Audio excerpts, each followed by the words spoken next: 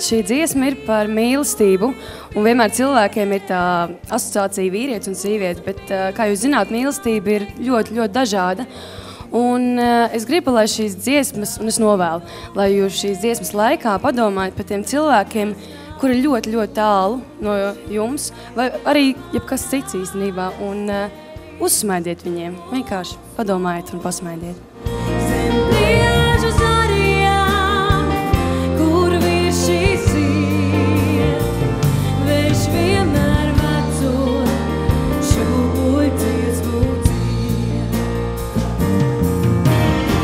Sākumā, tā kā man Ivars atnes, man pa platu kājas nolikās, un man slīdēja uz abām malām. Es domāju, ko lai es daru, Neredzēju.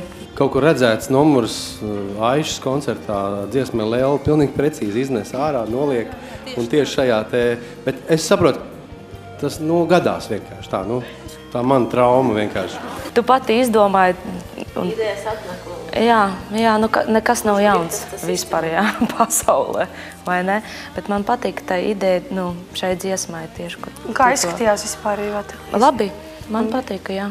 Un no horeogrāfijas viedokļa? Labi, es saku, tad numuriņš uz sirsniņa, man viss, nostrādāja visu tekstiņš, nolasīju visu, un man bija labi. Pašās beigās man tomēr prasījās, ja jau tā sirsniņa aizlido, un tu pārtop tā kā meitenei beigās, ja? Tā bija domāts. Vai nebija tā? Es palaižu vaļā, jā. Tad vajadzēja tur arī rihtīgi atvērties. Bišķīt pietrūkt tās beigas. Es tev tādu ieteikumu dotu tomēr, ka jānobeidz katru frāzi arī sarunāt sevī, un tad tu būsi ļoti laba dziedātāja, ļoti labi. Ja tu vēl atvērsies un vēl kaut ko vēl vairāk, tā vēl. Dziesma un tava balss iznesa to vēsti, bet dod man arī tās asaras. Es gribu no tevis vairāk. Es gribu šajā 5. koncertā no tevis vairāk, nekā pirms tam ir bijis. Pēdējā koncertā Evija saņēma tik daudz kritisku piezīmju, kā vēl nekad.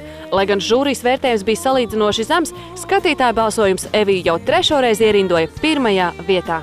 Šovakar visveiksmīgākais izrādījies ir kopvērtējuma rezultātā. 3. reizi, ja nemaldos pēc kādas, Evija Sloka. Evijai jau 3 veiksmīgas uzstāšanās reizes.